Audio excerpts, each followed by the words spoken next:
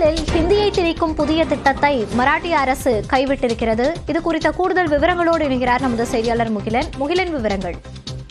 மோனிஷா, புதிய கல்விக் கொள்கையில் மும்மொழி கொள்கை என்பது ஒரு அங்கம். அதை மகாராஷ்டிரா அரசு அமல்படுத்துவதாக தெரிவித்திருந்தது. மிக முக்கியமாக 1வது முதல் 12வது வரை ஹிந்தி கட்டாயமாக்கப்படும் என்று தெரிவித்திருந்தது. அதைத் தொடர்ந்து ஒரு பெரும் எதிர்ப்பு எழுந்தது. அதைத் தொடர்ந்து மகாராஷ்டிரா அரசானது 1லிருந்து 5 வரை ஹிந்தி என்று மீண்டும் ஒரு அரசு ஆணையை வெளியிட்டது. அதற்கும் கடும் எதிர்ப்பு எழுந்தது.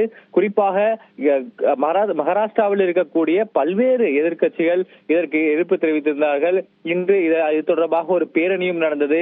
இது முற்றிலும் மராத்தியர்களுக்கு எதிரான ஒரு அரசு உத்தரவை இந்த பாஜக அரசானது கொண்டிருக்கிறது. இது ஒருபோதும் அனுமதிக்க கூடாது என்று ஒரு கடும் எதிர்ப்பு எழுந்தது. இன்று பேரணி எல்லாம் கூட நடந்தது.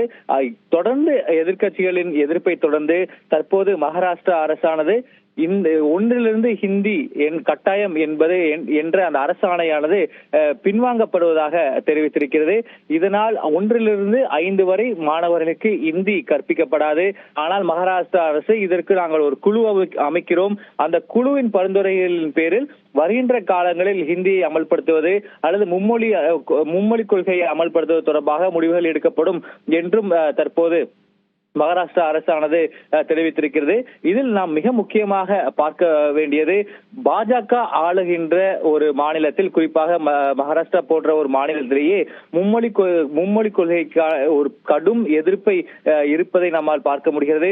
அங்கு ஆட்சியில் இருக்கக்கூடிய பாஜக அரசே மும்மொழி கொள்கையை கொண்டு வர எதிர்ப்பு தெரிவிக்கப்பட்டிருக்கிறது.